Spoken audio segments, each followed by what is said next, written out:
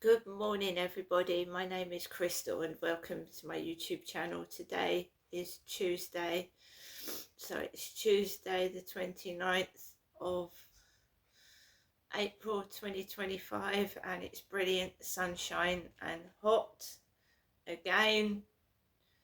I said Thursday was going to be about 27 degrees. It's really hot. It's hard to sleep in, and it's only April still. It's really hot. As someone reminded me yesterday, the Sweeps Festival is happening here in Rochester in May, and I normally try and get out one day just to have a look at all the people dressed up in costumes. It's really lovely,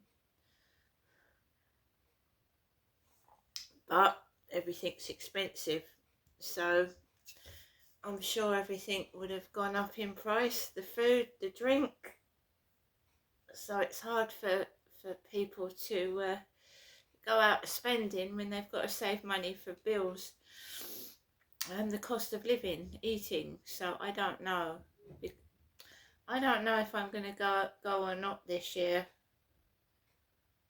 It's lovely to see everyone dressed up, but I've been for the past like 2 or 3 years, and I've caught some really nice videos. It's very lovely.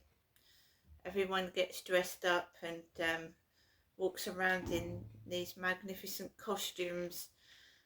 So we'll see. Today, again, I'm not planning to go anywhere. I think I've put my mother off phoning me because she hasn't phoned me this morning, so let's hope I get some peace without being badgered to have a good day all the time, because I am a good person anyway. So yesterday evening there wasn't really anything going on because I said I was going to live stream. If I'm going to get trouble outside at night, I said I would do a live stream, and I meant it. I'm sick of being set upon by people I don't know, being made fun of by people I don't know, and I don't know what their objective is by harassing me, but apparently the bullies and trolls on TikTok do it to almost every TikToker, so there you go. I just want to walk my dog, and I'm not a nasty person. I stick up for myself, and that's not being aggressive, that's sticking up for yourself. Otherwise people are going to walk all over you, aren't they? I don't shout and I don't swear. Yeah, there are times I get angry. I suffer from anxiety, and when I feel I'm pressured, yeah, I do sometimes lose it. Everybody does, a normal person does. It's extra hot as well. You don't want to hang around and you know what I mean, you just get stressed more easily in the heat. So I just wanted to get onto the field yesterday, and every time I'm going onto the field there's people like obstructing me. That was twice. Yes, the day before yesterday and yesterday morning people were obstructing me getting off the field. So I don't get cross. My dad used to get cross with things like that and push people out the way. I just crossed over the road, and I go round the back of Costa Coffee and just chill until these people have got off the field. I mean, I am not a dangerous person, and they are letting dogs off. You know, letting them off when I'm about to cross the road. A dog's coming at me. I don't go up to anybody. I don't talk to people. When I went onto the fields a few weeks ago and a couple spoke to me, they spoke to me first. I didn't speak to them. They spoke to me. So all this, oh, I've got to put stuff on the bench. I'm not going to sit next to you. I like my own space. I like privacy. I'm not going to sit next to you on a bench. I'm not going to come up to you. That was Charlie coming up to me. He came over to me.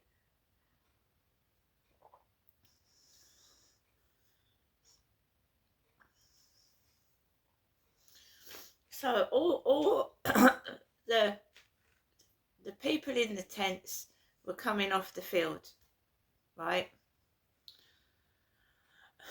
I went the other way because one of them belched at me the other day. So they were walking off the field. I kept away from them. I walked up towards the riverside, and this guy with a Pomeranian dog with a hairy tail was walking behind me, and everywhere I went he seemed to go. So I just carried on walking, and I just had this bloke in shorts and a t-shirt behind me walking a Pomeranian dog. It was a young bloke as well, and I let him get off the field because I can't walk fast. He was about 25 and I'm 56. I can't run around the field. So I let him get off, and then I walked home slowly. There really was nothing untoward going on, just men dressed up like the bloke upstairs in yellow fluorescent waistcoats. There was a man with black hair with a trolley case pulling it, making a noise. But apart from that, nothing. I came up into my flat and I put the Alexa on, and I listen to old films. It brings up old films like from 1940s and 50s, and I sit and relax to that. I'm on my own. I haven't got kids running about. My dog barks when someone's at the door or the buzzer rings, but that's about it. I hardly make any noise at all.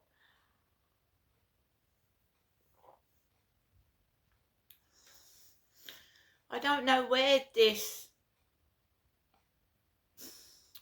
rumours have gone about that I'm a violent, aggressive person. I have had arguments with my mum, but my mum has been the one that's been aggressive towards me. Maybe she's got Alzheimer's or dementia and it's hard to handle.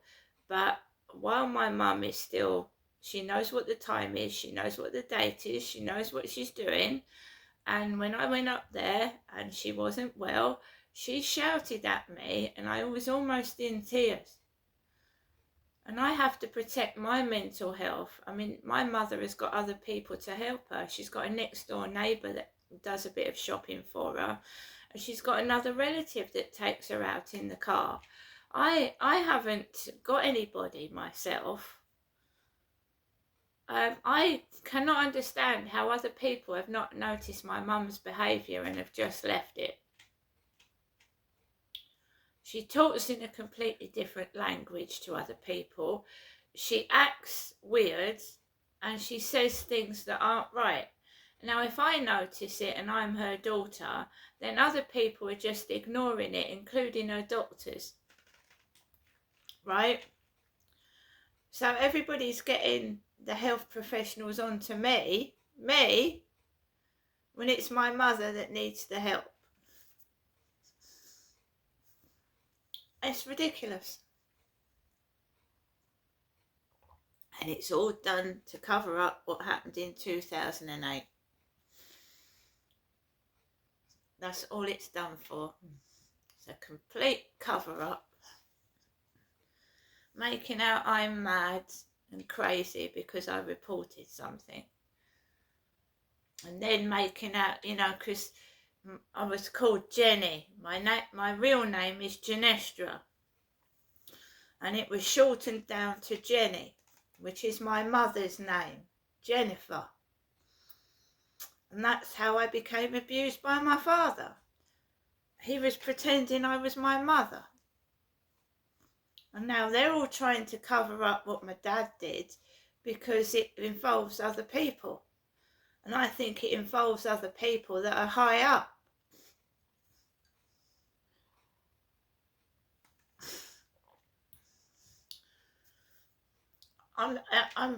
I'm just being me now. I'm carrying on. I'm walking my dog, and you keep covering it up. God knows the truth. God will protect me. If nobody else will, nobody will help, no one will protect me, no one will come to my side when I'm fucking in trouble, God will. God will. And God will expose the liars and the fraudsters. And I'm sorry, but my mum is part of it. My mother is. Covering up paedophiles' behaviour. Feeding them, clothing them, helping them to do their job is just as bad as the paedophile. In fact, it's worse. You know, when I spoke to my mum yesterday, right, they're all doing it. They sit there and think, oh, no one's going to believe me. She's crazy. We've got away with it. We haven't, because you've got one last judgment, and that's when you die and go before God. All what you've done, all of them, they don't know what the afterlife is like. Nobody does, but they'll all be judged before God. They've got it easy right now, greedy, living off my money and leaving me poor and in fucking shitty accommodation. But they'll regret it. They will. Karma will get them all. I firmly believe that. I can't even sit outside on a bench. I get fucking harassed and fucking people not leaving me alone. I can't go anywhere. And it's not nice harassment. It's like, you know, annoying, rude behaviour. What are you doing today? Where are you going? They know full well I can't really do anything or go anywhere because they're a nuisance. They're a pest. They shout over you speaking. They're just rude. Deliberately causing annoyance to cause you distress and make you go home because it's so making it difficult for you to be outside by being a nuisance, basically. I want to enjoy myself. I want to have a nice day, a happy day. I'm on my own. What is the need for them to come and harass me and make me feel miserable? Someone's got a grudge, someone's sad and pathetic. I don't know. I just want to enjoy myself. I'll get up in the morning, I'll feel happy, and I think maybe I'll do this. Then I'll go outside for fucking to walk the dog, and then I'll be put the fuck off and won't want to go anywhere. So they can watch you indoors. Keep an eye on you indoors. Spy on you at home. You know. Talk overly loud as well. I told you, so you can hear what they're saying. Those two girls the other night, just walking up, not talking, then when they approach me they start talking and then start laughing afterwards, and it's done to provoke, and then you shout in public and you look a fucking crazy fool, which I'm not prepared to do anymore. So I ring up somebody or I put my phone on loud and listen to some music and drown them out, and then they get pissed off. It's alright for them to piss you off, but if you piss them off, they don't like it. Alexa, good morning. Good morning. Aretha Franklin's song, Respect, was first released on this day in 1967. Unbelievable vocals and an empowering message, that's what it means to me. Alexa, what's the time, please? Good morning, Crystal. It's 8:44 a.m. Alexa, what's the date today? Today is Tuesday, the 29th of April. Alexa, what's the weather outlook? Currently, in Rochester it's 10 degrees Celsius with clear skies and sun. Today, you can expect mostly sunny weather, with a high of 21 degrees and a low of 8 degrees. So 21 degrees, guys. It is like summer. It really is like early summer, but it's only April. Wow. I hope we don't get a summer full of rain, which we should have had in April. Alexa, Alexa, can you tell me a joke? Why did the banana go to the doctor? Because he wasn't feeling well. And Alexa, who was born on this day? Alexa, who was born on this day?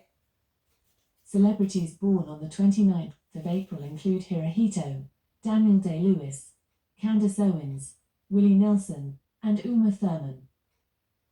So Uma Thurman is an actress, an American actress, and she starred in Kill Bill. Alexa, how old is Uma Thurman? Uma Thurman is 55 years old. Roughly the same age as me, Uma Thurman. Blonde lady, starred in Kill Bill. Brilliant film. So guys, what I do is I get up, make myself a coffee, do my bits and pieces, upload my video to YouTube, look at my Facebook, maybe do a couple of TikTok videos, and then I just get ready to take Max out for a walk. There isn't the finances, and I think that's the case with a load of people. One person on TikTok was saying you can't really get change out of a £5 note when you go into a local shop, and that's true. She went into a shop to get shredders and some milk, and she didn't come out with any change out of a £5. So 2 items for a £5, and the cereal shrunk. I mean, the Kellogg's boxes, they used to be full of cornflakes.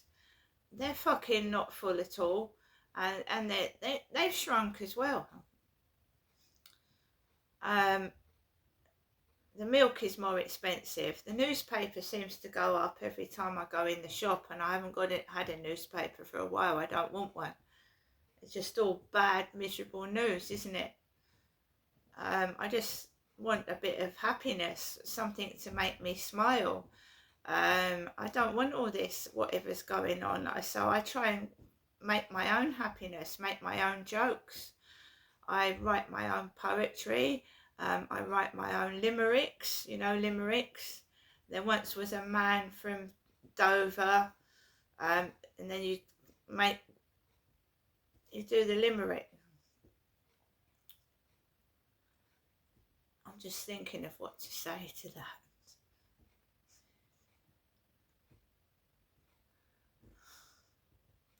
So I when I was younger, I had a book of limericks, and they were so funny, because you've got to make them rhyme in a certain way, and they're so funny. Limericks are. Alexa, can you give me a limerick? A nibbler of grasses Cretaceous, who was greedy for all things herbaceous. This dinosaur's eating was constant, not fleeting, and it kept Stegosaurus curvaceous. Okay, so that's the sort of thing a limerick is, how you rhyme it. So years ago I used to make hilarious limericks. They were so funny, and some of them are rude as well. So I've got a funny, I do, when I'm my true personality and I'm not feeling so fucking pissed off by these idiots, I have got a funny personality, and I like a joke or two and a laugh. But I mean, in this block of flats, they're so fucking miserable, some of them. I mean, and when you go outside, and I can understand it because the cost of living is shit, but years ago, people were friendly. They fucking ain't now. Alexa, LBC Radio. LBC London from Global Player. Get more from your smart speaker by linking to your Global Player account. You'll then be able to catch up on your favourite shows on your smart speaker. Just say, ask Global Player to link my account. Person per month. Can anyone join? Yes, Sam. 870,000 people and thousands of businesses are already with us. So, what are you waiting for? Search Benenden Health for affordable private healthcare. Wait periods apply, including for surgical treatment. Not all treatments covered. Other limits and exclusions apply. Visit benenden.co.uk. Fee review periodically. UK only. Nick Ferrari at breakfast on LBC. Call 0345 6060 973. 8:49 is the time we might come back to that horrific story about the lost 3 teenagers losing their lives in that accident and the idea of graduated driver's licenses. But to other matters and more, foreign sex offenders face being deported as they will be banned from claiming asylum under new measures to be brought in by the Home Office. And we're joined by Home Secretary Yvette Cooper to give us more details. Good to have you on board. Thank you, Home Secretary. How will this work? Good morning to you. Good morning, Nick. Good morning. We're making clear that if people have committed sex offences, if they are ending up on the sex offences register, then they should not be granted asylum in the UK. There are currently rules which mean that if people have been convicted of a sentence more than 12 months, that they can be banned from the asylum system. But we've got awful cases that we have seen where a sex offender has been granted asylum even though they're on the register, even though they've committed these serious crimes. That's why we're changing the law. We're bringing this forward as an amendment to the Borders Bill, which is strengthening counter-terror powers against smuggler gangs, and alongside of this, putting in place this new measure to tackle these sex offence cases. If someone has successfully applied for asylum, it would not retrospectively apply, just to clarify, Home Secretary. Well, as you know, the cases are looked at again after a certain number of years, so it means we can also take that into account in new reviews of cases as well, and also does mean that cases that have applied now that are in the system, it means that we're strengthening the law.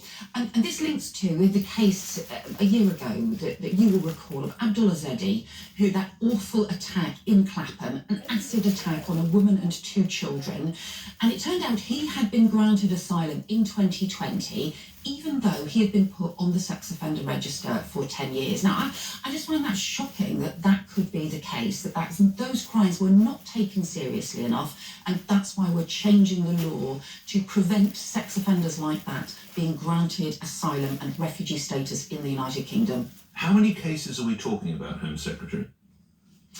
Well, those figures aren't collected and published centrally, but we do know, I've not just seen that case, I've seen some other cases as well, and that's why I think it's so important to change the law on this. I think the asylum system has to have some proper standards in it as part of this. The rules need to be respected and enforced. But you don't have an idea whether we're talking dozens, scores, hundreds? You've no idea how many people this might apply to? Those figures are not collected centrally, and part of that has been because the law didn't make this an issue. And so it really, for a very long time, this has not been part of the British law, and I think it should be. All right. Just to clarify, someone who then would face being deported, what's to stop them using Article 8 or Article 3 of the European Convention on Human Rights to fight to stay in the United Kingdom?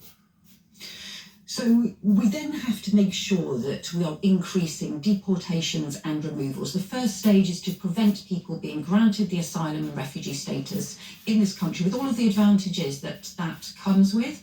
And then we are increasing as well the deportations and removals. So that does mean robust arguments in courts. It does also mean stronger returns agreements. And as you'll know, we have now increased the returns. Enforced returns are up by over 20% since the election alone. Returns of foreign national offenders, the deportations of foreign national offenders, up by more than 16% since the election alone. So we're also taking that action as well. But there's nothing to stop that asylum seeker using the European Convention on Human Rights, is there? Well, we do get further legal claims that people will put in, well, but that's why we're doing two further. Well, hang on. There's a right then when they said that the Human Rights Act can still be used for these people to block their attempted deportation.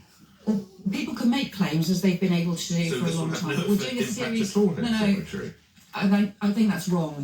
We know that there are cases where, for example, the Abdullah Zedi case, for example, yes, at the time when he was granted asylum, the time he was granted asylum, there was a return agreement in place with his home country. I believe that was a case that could have been deported, and it wasn't. And it wasn't because he was granted asylum, and I think it was wrong he was granted asylum. So we know that there are cases where you can deport people and you can remove people in these circumstances. And then in terms of dealing with the further challenges, we're doing a couple of other things as well. First of all, we are speeding up the appeals because they're currently 50 weeks that they're taking. We're speeding those up with a new statutory timetable for appeals for 24 weeks so we can speed those cases up. And secondly, what we're doing is making sure we're also reviewing the way in which people talk about as being Article 8, the way in which the family rules, for example, are taken into account and interpreted as part of the court system. We're reviewing that at the moment. We do think there are ways to change the framework in the UK because we have had a series of cases where, really the Home Office, the government disagrees with the court's interpretation, but we need to make sure we can reform that framework properly. Some other numbers I need to put you are the number of Channel migrant crossings this year exceeding 10,000 yesterday. Last year that number wasn't reached until towards the end of May. The year before that, it was the middle of June. This year, obviously, we don't even get out of April. What's happened to your promises to crack down on this?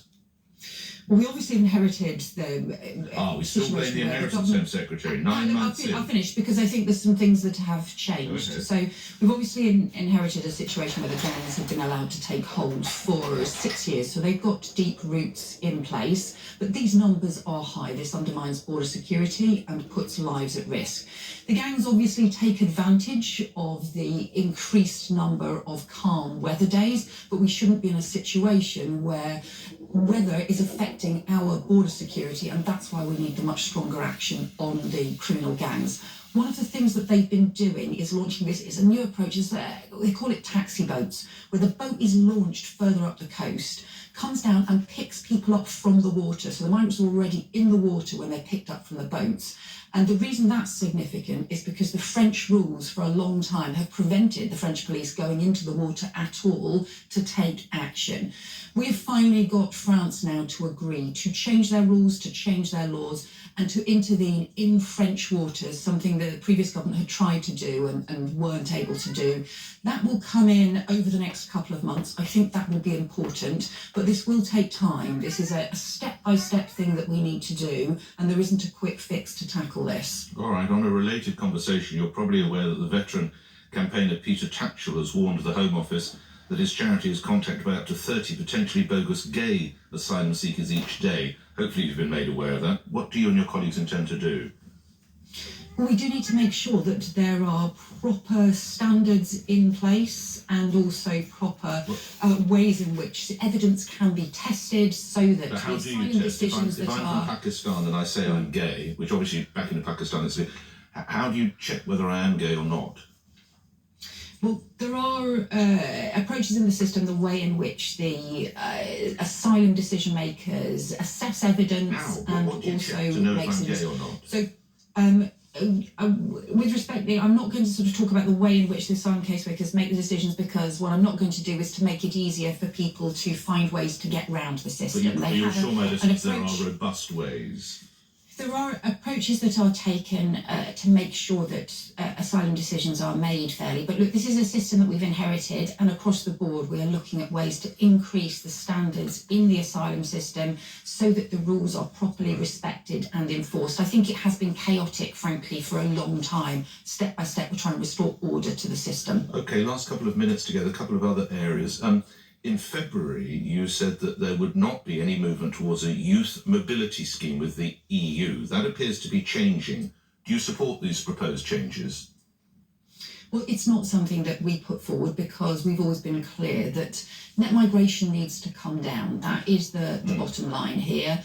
Net migration quadrupled in the space of just 4 years under the previous government. We're already taking some measures to bring net migration down, and we're going to set out an immigration white paper shortly, later this spring, in order to set out how we'll bring those net migration figures down further. But do you support a youth mobility scheme within the EU, Home Secretary? Well, the net migration needs to come down, and that's why we didn't put forward this proposal. So you don't support, You're just right to that there's a lot of speculation and sort of reports and things at the moment, and there will be up until the EU summit. I'm not going to comment on the speculation and reporting and so on. But you're not supportive of it. What we're doing is working closely with the EU on how we can improve action, including how we can improve action on irregular migration as well. But the bottom line in everything that we do will be making sure that net migration numbers come down. Yes, I don't hear you as a full-throated support for that. Lastly, and this is a yes or no, you'll be aware of the band Kneecap, who have called for Tory MPs to be murdered. They have subsequently apologised. Kelly Badenoch has said Glastonbury should drop Kneecap from this year's festival. Do you agree? It's just disgraceful what they said. It's absolutely disgraceful and frankly dangerous and irresponsible. It's not just the comments about, just appalling and really disturbing, distressing comments about Conservative MPs and about violence, but also the comments that have been reported about terrorist organisations as well. Obviously, look, it's a matter for the event organisers, but they need to take some responsibility. Why can't you say and yes look or very no? closely at this. Badenoch, But there is also a police investigation underway at the moment. So, as Home Secretary, you I'm not understand, asking I about respect police investigation. but the police investigation is important.